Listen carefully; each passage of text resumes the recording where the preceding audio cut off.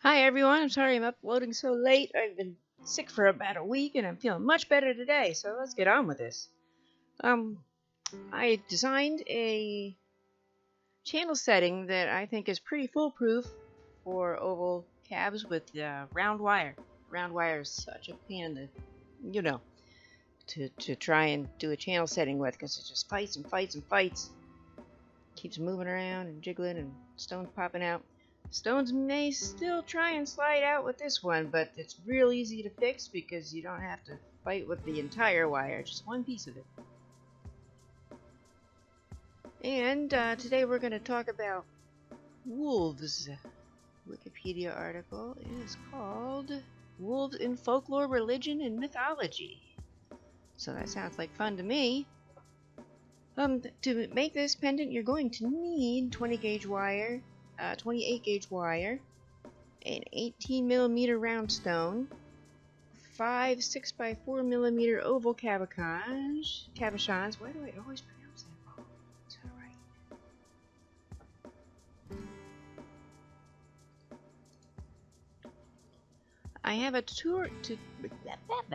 I have a written tutorial for this that I really suggest everyone have a look at because every step is spelled out real simple. It's not so simple to try and show people. Even if I talk through the whole thing, it's not so simple to try and show anyone. I mean, it's easy to do once you learn it. You can do it real quick. But anyway, check it out at wireandwiki.etsy.com.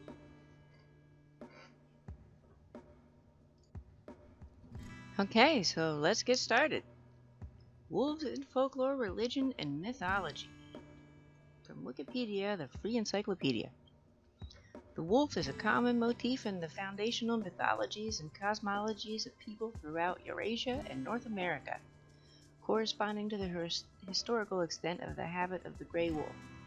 The obvious attribute of the wolf is its nature of a predator, and correspondingly it is strongly associated with danger and destruction, making it the symbol of the warrior on one hand and that of evil on the other. The modern trope of the big bad wolf is a development of this.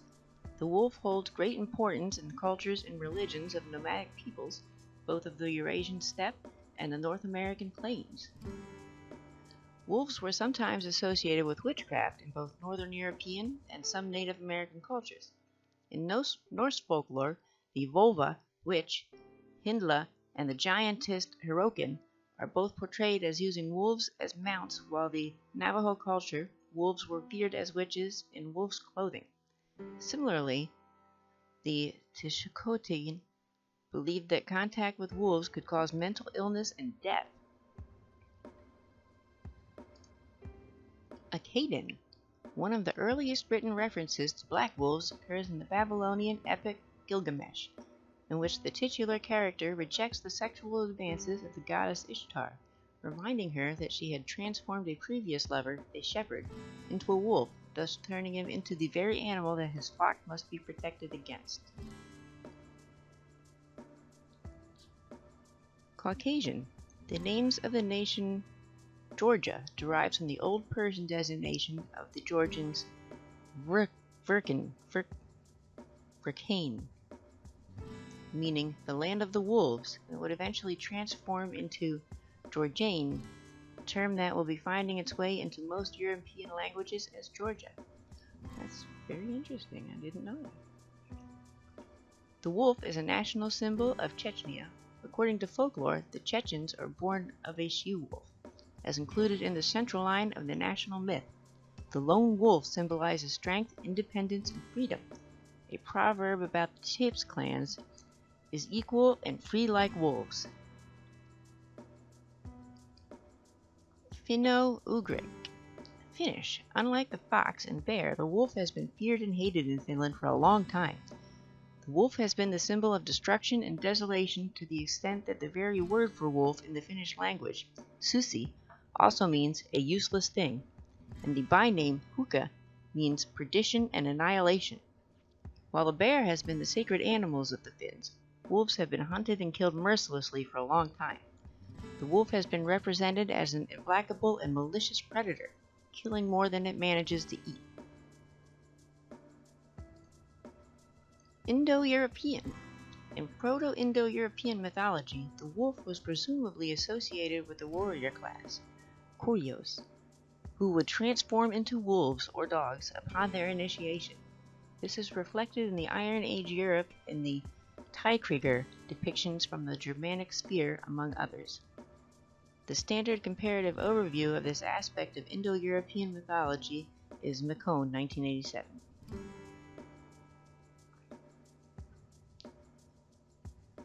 Baltic. According to legend, the establishment of the Lithuanian capital Vilnius began when the Grand Duke Gediminas dreamt of an iron wolf howling near the hill.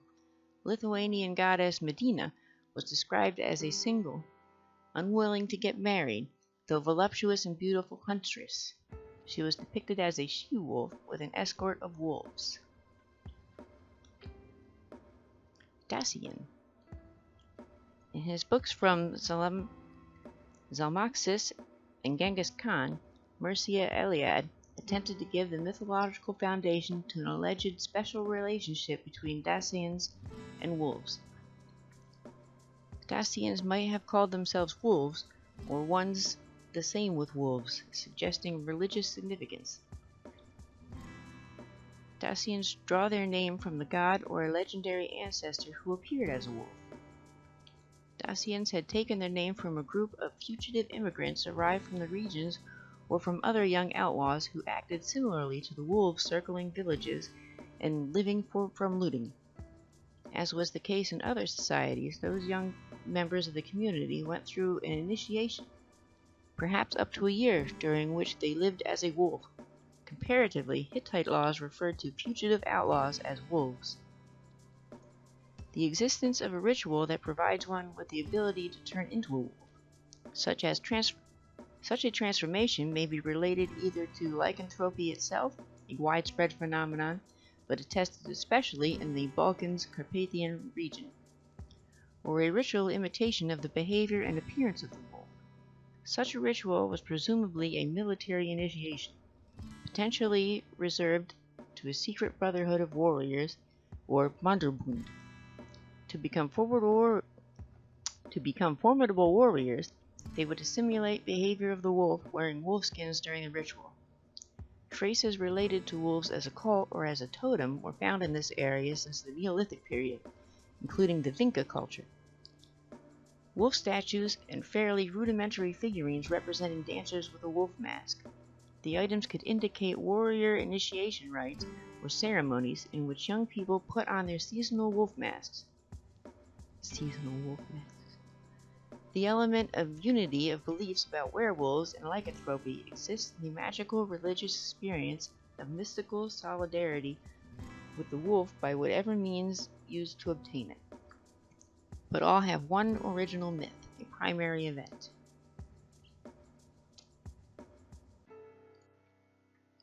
Germanic.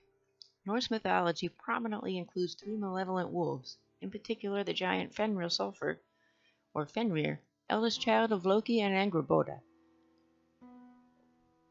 who was feared and hated by the Aesir, and Fenrir Sulfur's children, Skoll and Hedi. Fenrir is bound by the gods, but is ultimately destined to grow too large for his bonds and devour Odin during the course of Ragnarok.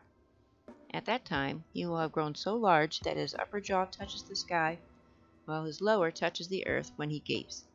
He will be slain by Odin's son Vjor, who will either stab him in the heart or rip his jaws asunder, according to different accounts. Fenrir's two offspring will, according to legend, devour the sun and moon at Ragnarok. On the other hand, however, the wolves Geri and Friggi were the Norse god Odin's faithful pets who were reputed to be of good omen. Wolves were seen as both being negative and positive to the Norse people. On one hand, they can represent chaos and destruction, while on the other hand, they can also represent bravery, loyalty, protection, and wisdom. In the Harfarar saga, King Heidrek is asked by Gestumblindi, "What is the lamp which lights up men, but flame engulfs it, and wargs grasp after it always?" Heidrek knows the answer is the sun, explaining, "She lights up every land and shines over all men, and Skoll and Hedi are called wargs. Those are wolves, one going before the sun and the other after the moon. But wolves also served as mounts for more or less dangerous humanoid creatures. For instance, Gunnr's horse was a kenning for wolf. On the Roke runestone, in the Lay of Hyndla and Volva, Hyndla rides a wolf. In Baldur's funeral, the giantess Hirokin arrived on a wolf.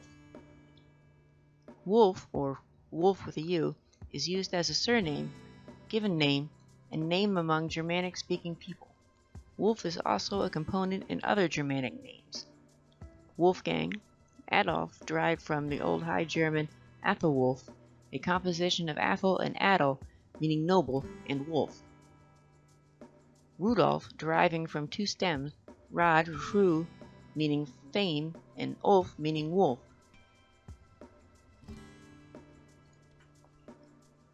Greek.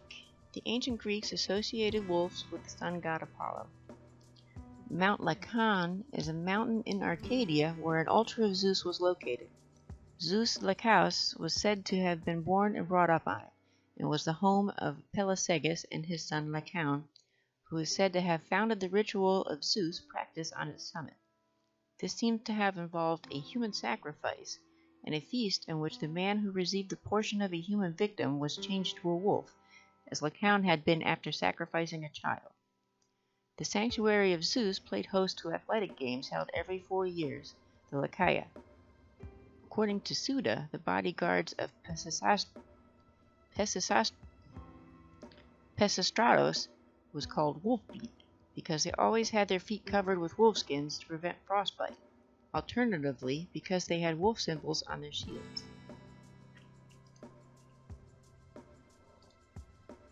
Indic. I'm wondering if that's spelled wrong and it should say India. In the Rig Veda, Vrishasava is blinded by his father as punishment for having given 101 of his family sheep to a she-wolf, who in turn prays to Ashvins to restore his sight. Wolves are occasionally mentioned in Hindu mythology. In the Harivamsa, Krishna, to convince the people of Raja to migrate to Vrindavana, creates hundreds of wolves from his hairs, which frighten the inhabitants of Raja into making the journey. Bhima, the voracious son of the god Vayu, is described as Vrikottara, meaning wolf stomach. Iranic.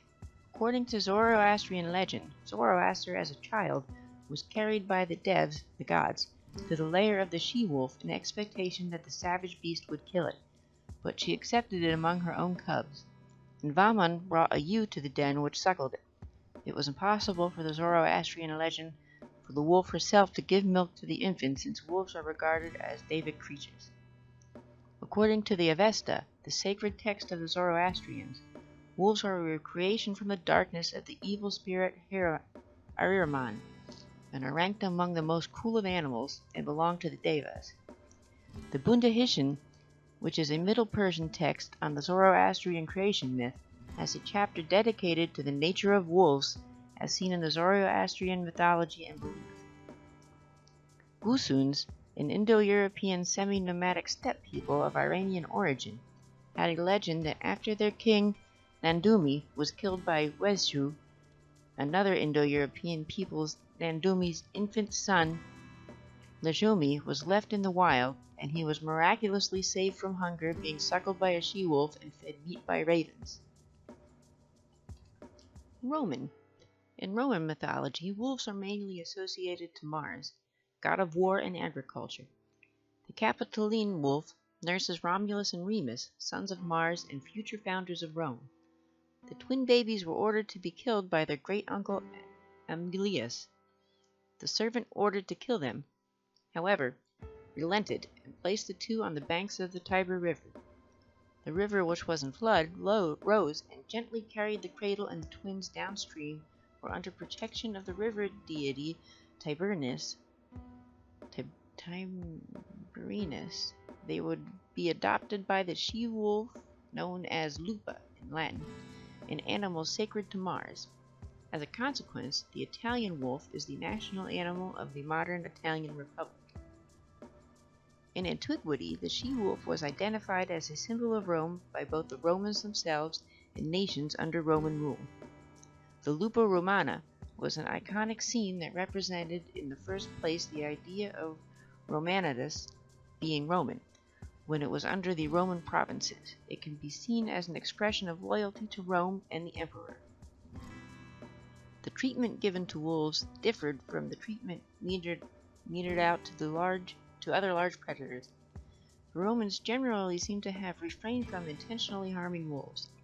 For instance, they were not hunted for pleasure, but only in order to protect the herds that were out at pasture, and not displayed in the Venetians either.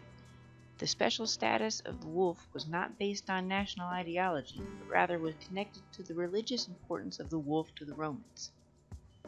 The comedian Plautus used the image of a wolf to ponder the cruelty of man as a wolf unto man. Lupus, meaning wolf, was used as a Latin first name and as a Roman cognomen. Slavic.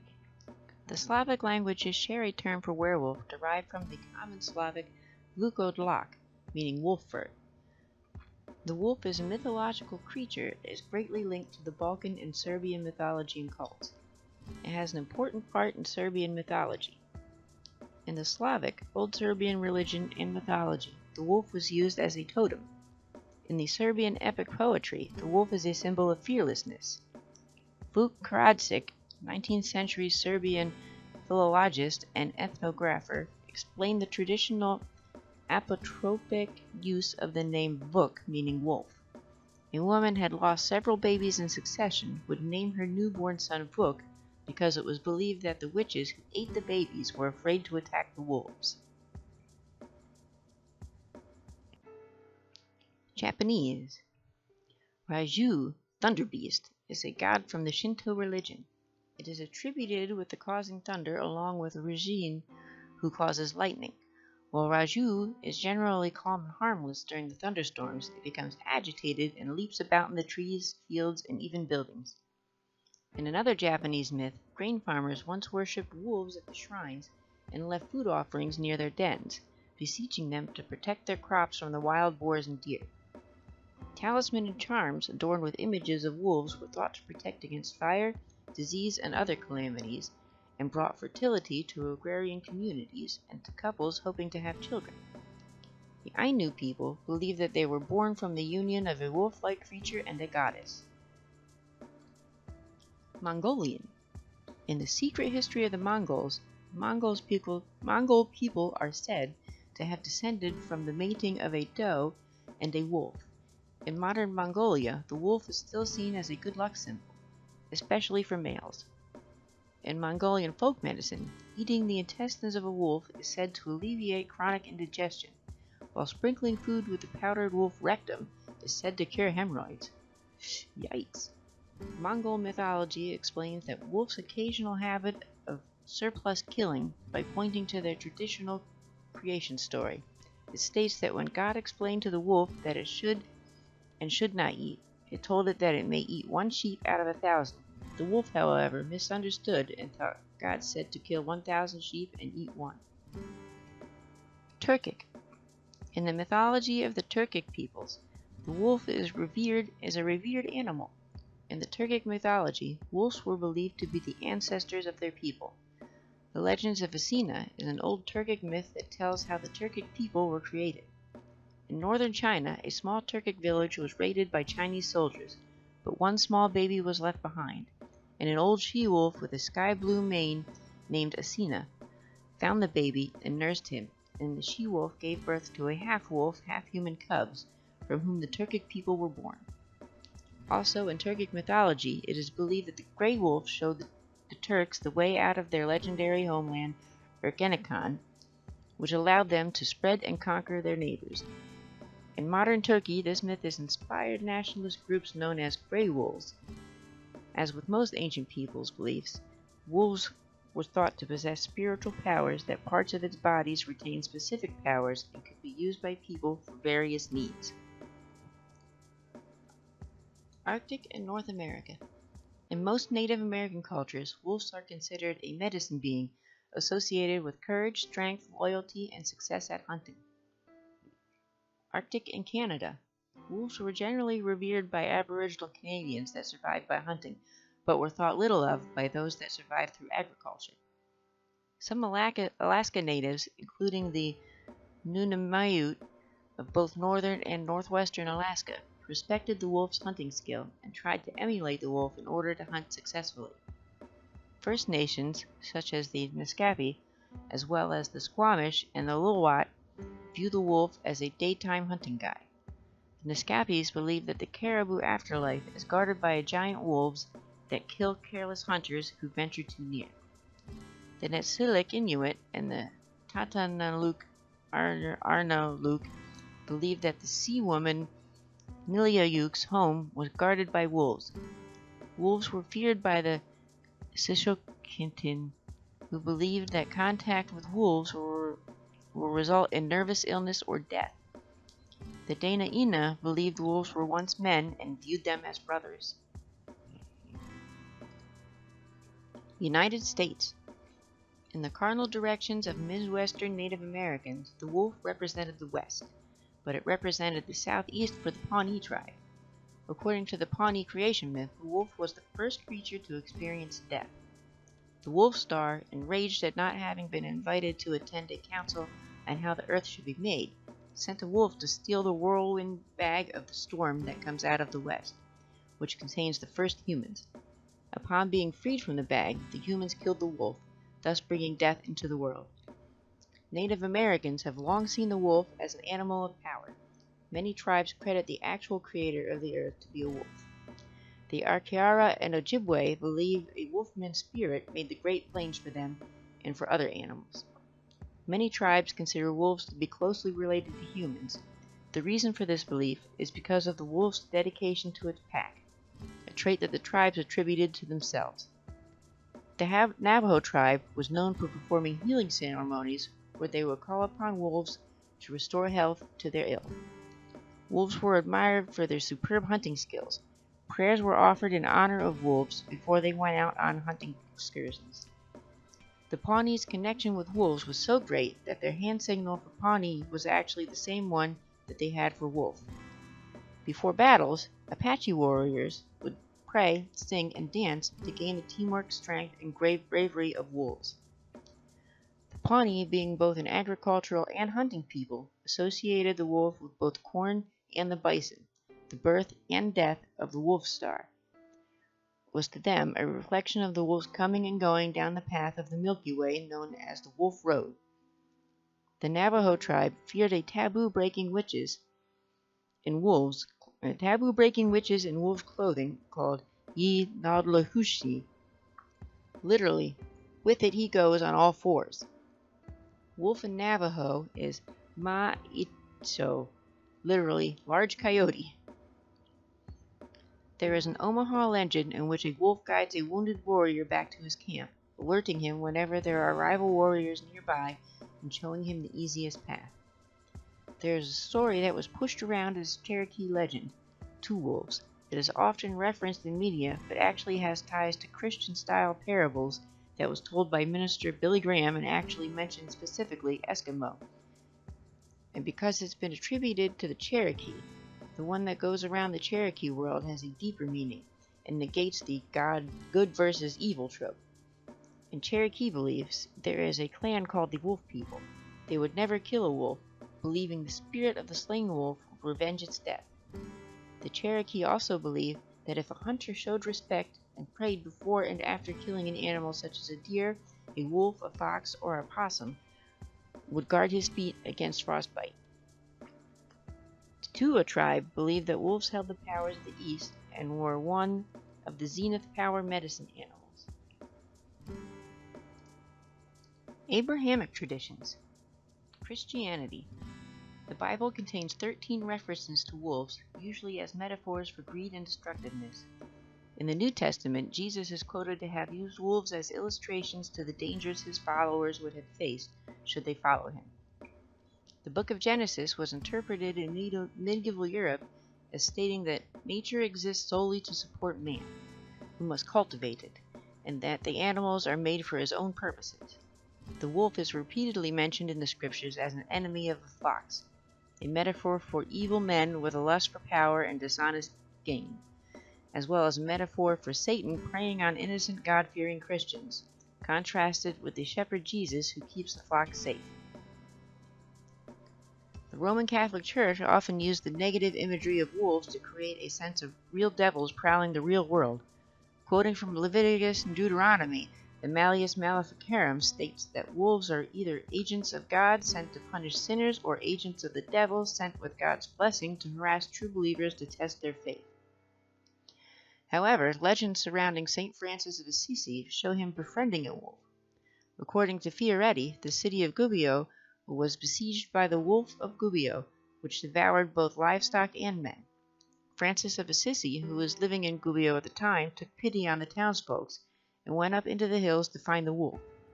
Soon, fear of the animal had caused all his companions to flee, but the saint pressed on, and when he found the wolf, he made the sign of the cross and commanded the wolf to come to him and hurt no one. Miraculously, the wolf closed his jaws and lay down at the feet of St. Francis. "Brother Wolf, you do much harm in these parts, and you have done great evil," said Francis. "All these people accuse you and curse you. But, Brother Wolf, I would like to make peace between you and the people." Then Francis led the wolf into the town, and surrounded by startled citizens, he made a pact between them and the wolf. Because the wolf had done evil out of hunger, the townsfolk were to feed the wolf regularly in return. The wolf would no longer prey upon them or their flocks. In this manner, Gubbio was freed from the menace of the predator. Francis, ever the lover of animals, even made a pact on behalf of the town dogs that they would not bother the wolf again. In Canto 1 of Dante's Inferno, the pilgrim encounters a she-wolf blocking the path to a hill bathed in light. The she-wolf represents the sins of the concupiscence and incontinence.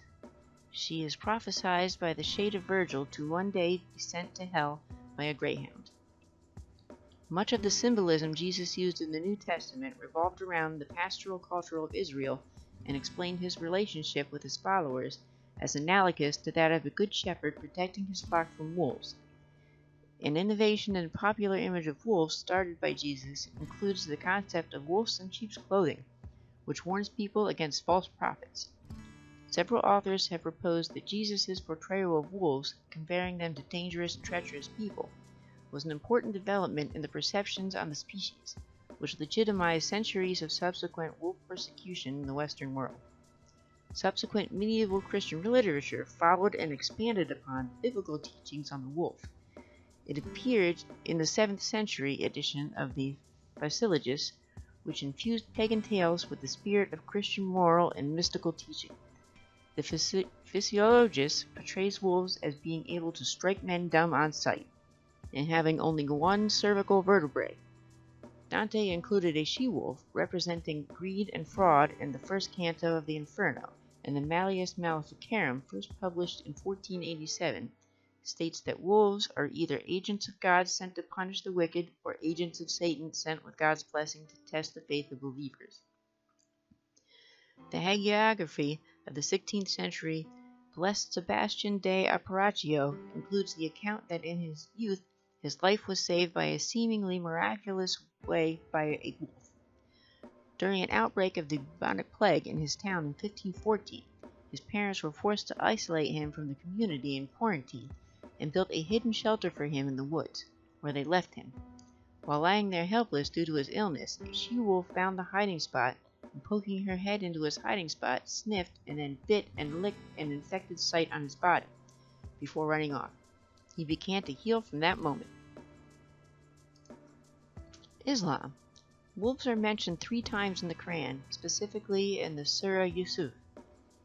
12:13, he said, "Surely it grieves me that you should take him off, and I fear lest the wolf devour him while you are heedless of him." 12:14, they said, "Surely if the wolf should devour him notwithstanding that we are a strong company, we should then certainly be losers." 12:17, they said, "Oh, our father, surely we went off racing and left Yusuf by our goods, so the wolf devoured him, and you will not believe us, though we are truthful." Modern folklore, literature, and pop culture. The popular image of wolf is significantly influenced by the big bad wolf stereotype from Aesop's fables and Grimm's fairy tales. The Christian symbolism where the wolf represents the devil or evil being after the sheep, who are the living faithful, is found frequently in Western literature. In Milton's Lycidas, the theological metaphor is made explicit.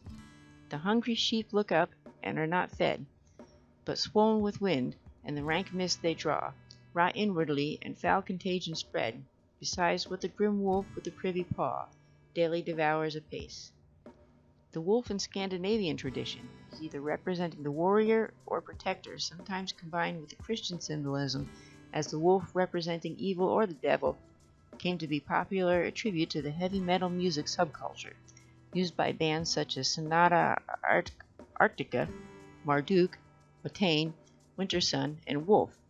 Wolves are popular species of choice for individuals' persona in the furry fandom. So that was the end of that article, and we still have 25 minutes left, so we're going to pop on over to Werewolf from Wikipedia, the free encyclopedia.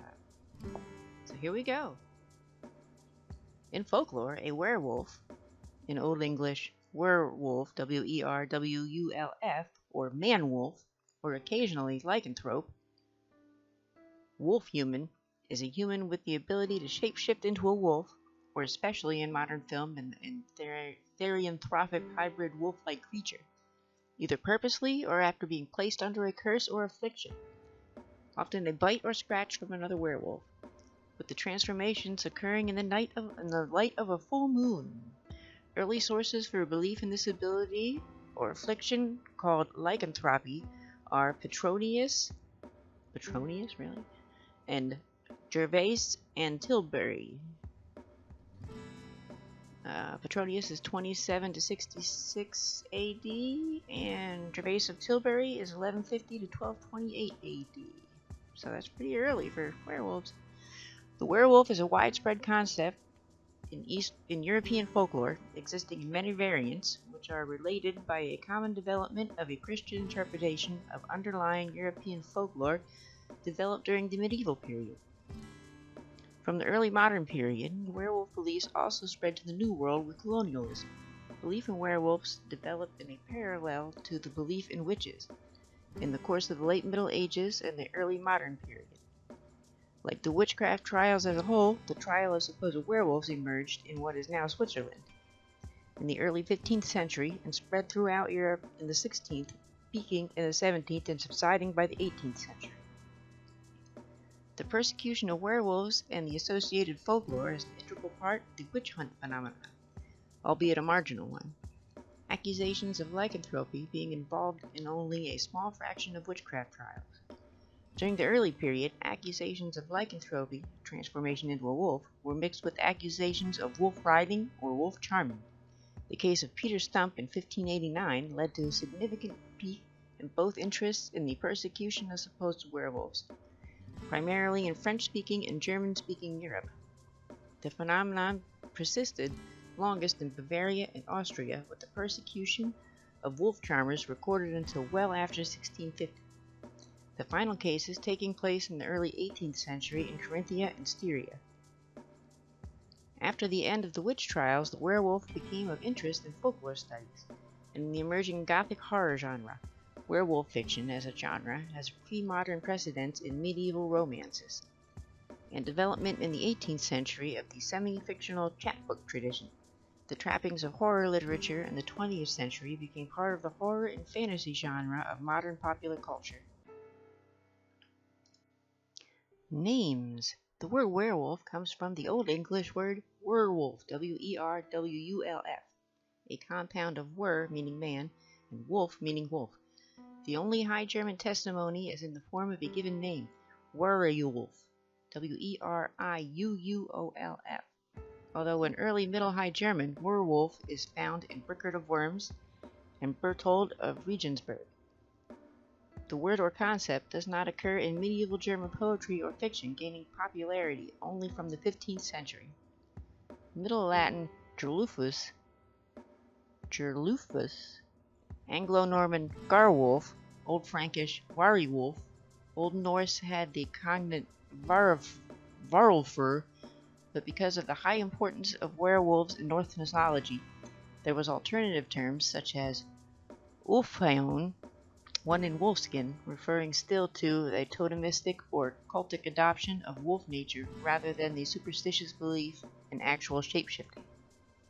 In modern Scandinavia, Kveldwolf was also used, meaning evening wolf, presumably after the name of Kveldwolf Bjafalsson, a historic berserker of the 9th century who figures in the Icelandic sagas.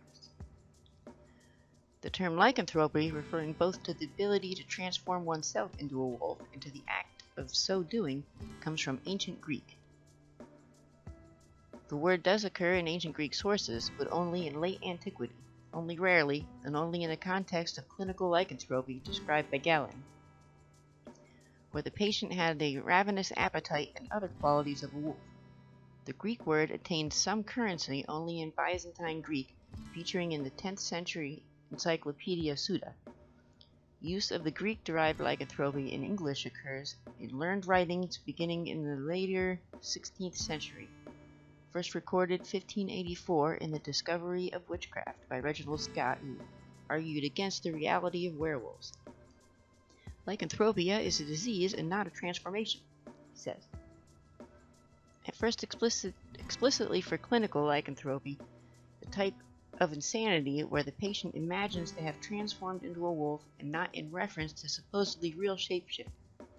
Use of lycanthropy for supposed shapeshifting is much later introduced in 1830. Slavic uses the term volkodlak and a bunch of words that I know I can't pronounce. Slovenian volkodlak, Bulgarian, can't read that, literally meaning wolfskin, paralleling the Old Norse Ulfenheim. However, the word is not attested to in the medieval period. The Slavic term was loaned into modern Greek as verkolakas. Baltic has related terms, Lithuanian vikalekas and vilkatas, Latvian vilkatas and vilkakis. The name Vertolak for the Slavic vampire or ghoul revenant is a corruption due to the Russian poet Alexander Pushkin, which was later widely spread by A.K. Tolstoy in his novella The Family of the Vortolak, composed in French but first published in the Russian translation in 1884. History: Indo-European comparative mythology.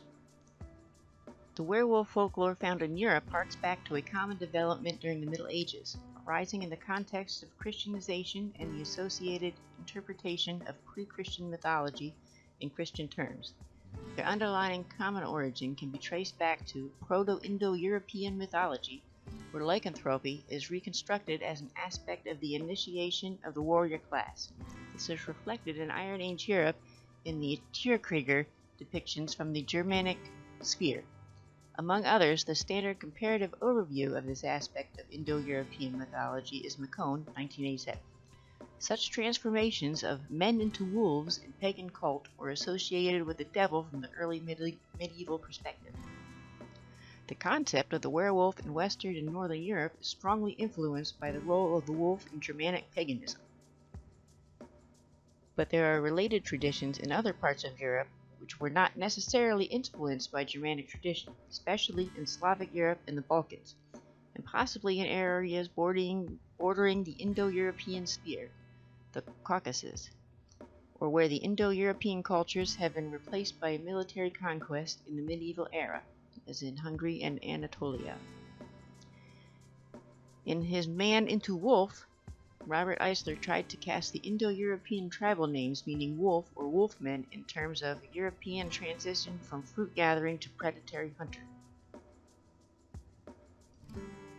Classic antiquity. A few references to men changing into wolves are found in ancient Greek literature and mythology. Herodotus, in his histories, wrote that Nuru, a tribe he placed to the northeast of Scythia, were all transformed into wolves once every year for several days and then changed back to their human shape. This tale was also mentioned in Pomponius Mela. In the 2nd century BC, the Greek geographer Pausanias related the story to King Lycaon of Arcadia, who was transformed into a wolf because he had sacrificed a child on the altar of Zeus Laches. In the version of the legend told by Ovid in his Metamorphoses, when Zeus visits Lycaon, disguised as a common man, Lycaon wants to test if he is really a god. To that end, he kills Molossian hostage and serves his entrails to Zeus. Disgusted, the god turns Lycaon into a wolf.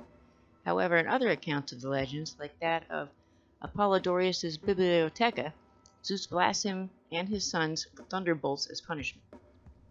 Pausanias also relates the story of an Arcadian man called Demarchus of Perhasia, who has turned into a wolf after tasting the entrails of a human child sacrificed to Zeus Laches. He was restored to human form 10 years later and went on to become an Olympic champion. This tale is also recounted by Pliny the Elder, who calls the man Dementeus, quoting Agriopus. According to Pausanias, this was not a one-off event, but that men have been transformed into wolves during the sacrifices to Zeus Laches since the time of Lycaon. If they abstain of tasting of human flesh while being wolves, they would be restored to human form 9 years later, but if they do, they will remain wolves forever. Pliny the Elder likewise recounts another tale of lycanthropy. Quoting Eunthes, he mentions that in Arcadia once a year a man was chosen by lot from the Anthus clan. The chosen man was escorted to a marsh in the area, where he hung his clothes into an oak tree, swam across the marsh, and transformed into a wolf, joining a pack for 9 years.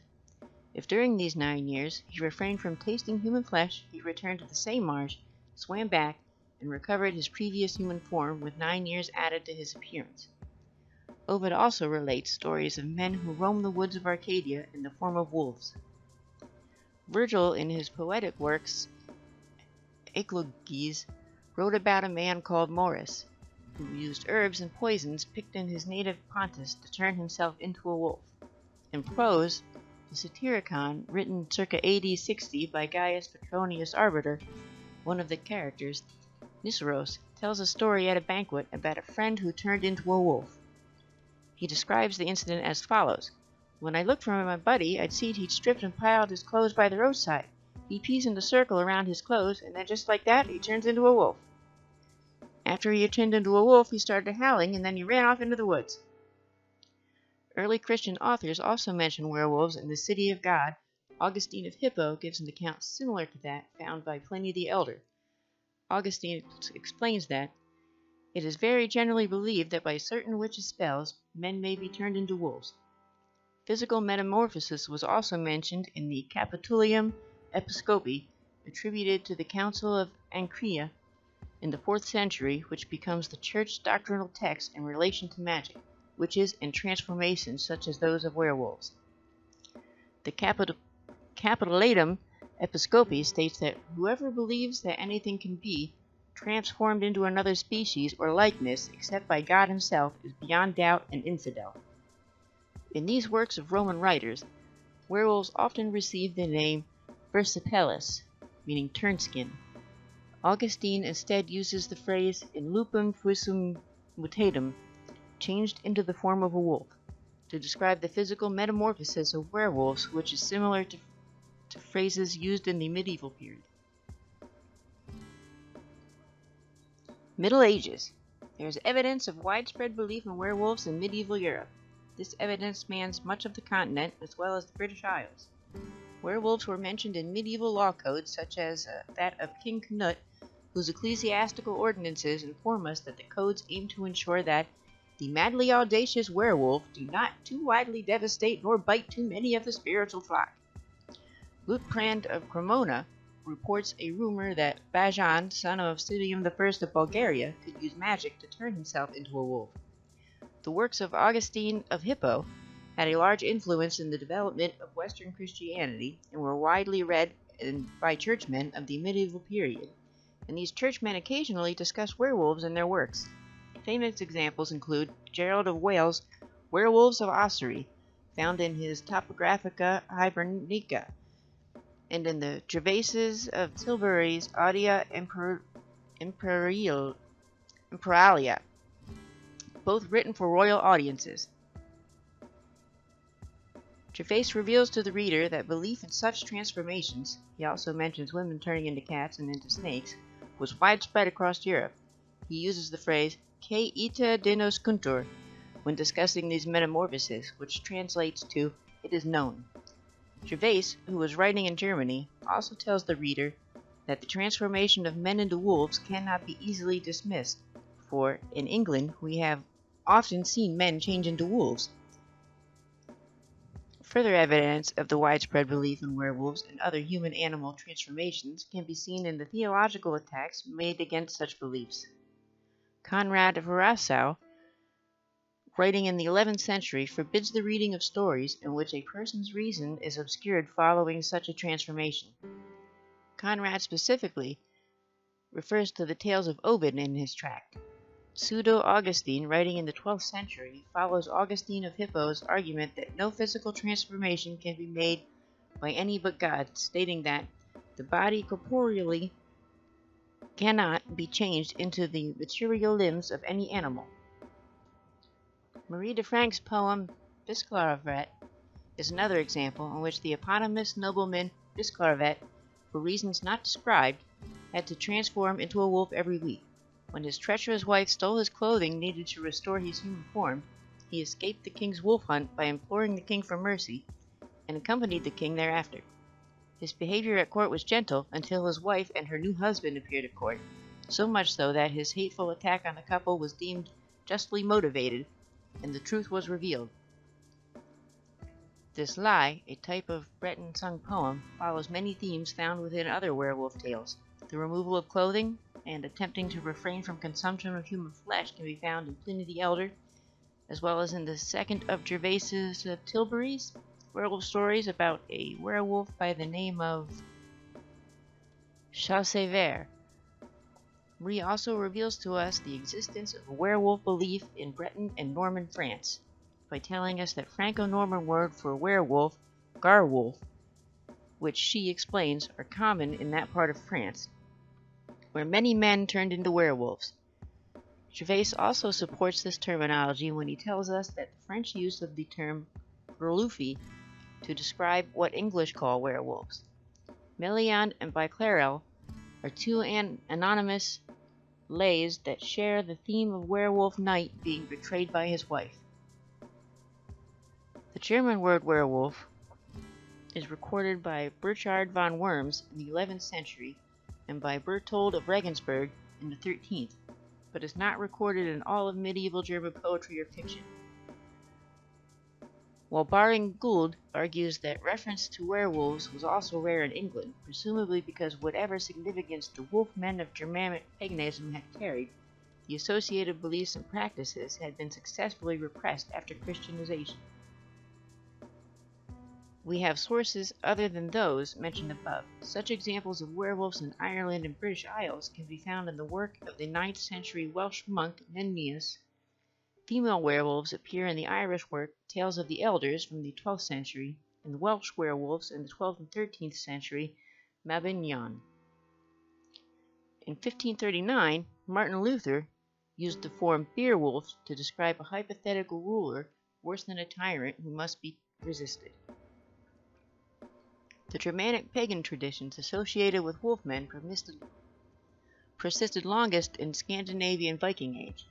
Harold I of Norway is known to have had a body of Ulfhundar, wolf-coated men, which are mentioned in the Vatnsdóla saga and the Volsunga saga, and resemble some werewolves' legends.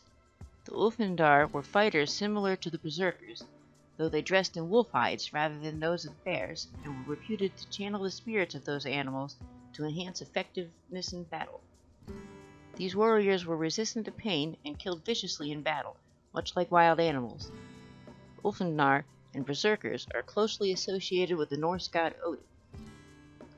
The Scandinavian traditions of this period may have spread to Kievan Rus, giving rise to the Slavic werewolf tales.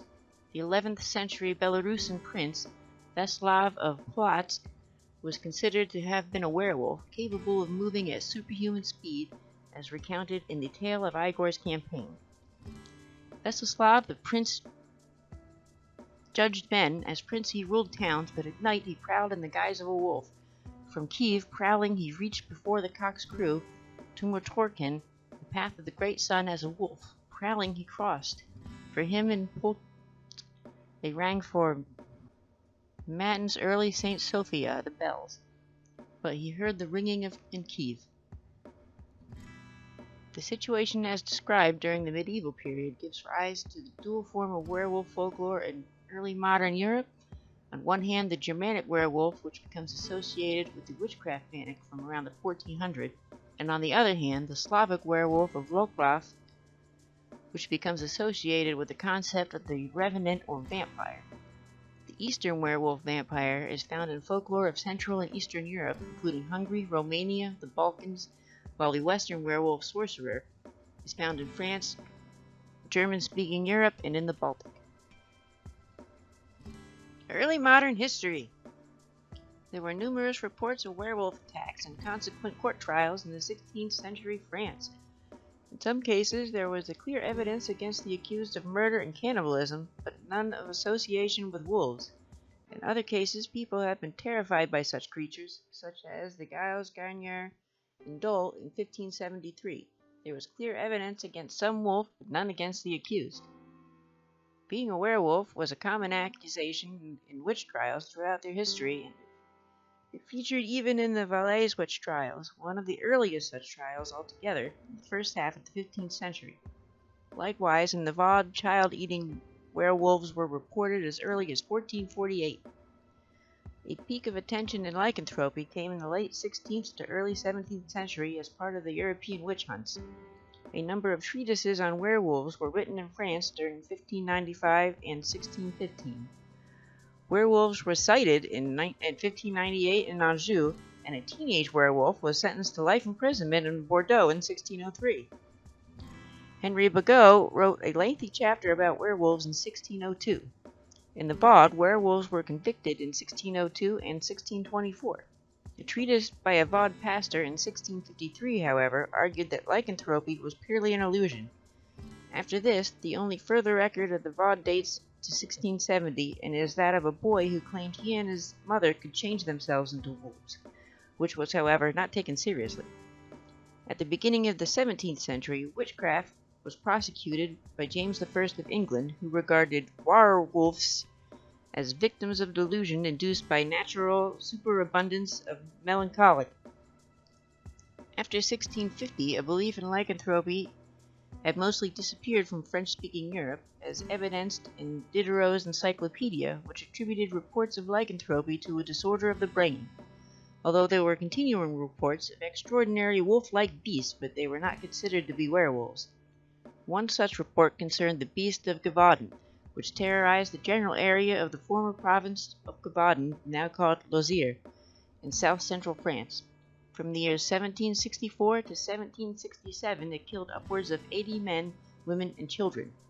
The part of Europe which showed more vigorous interest in werewolves after 1650 was the Holy Roman Empire.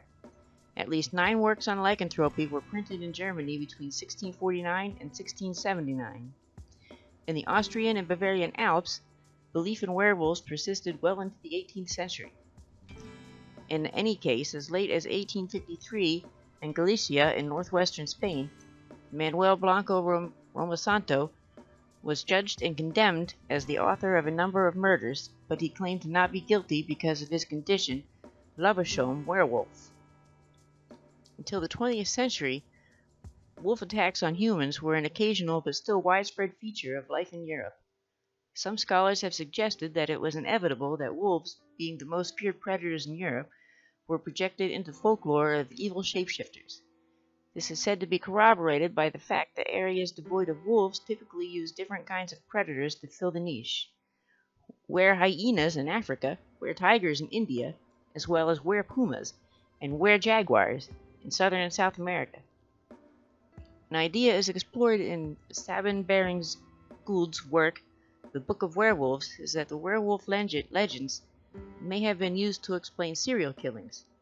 Perhaps the most infamous example is the case of Peter Stump, executed in 1589. the German farmer and alleged serial killer and cannibal also known as the Werewolf of Bedburg.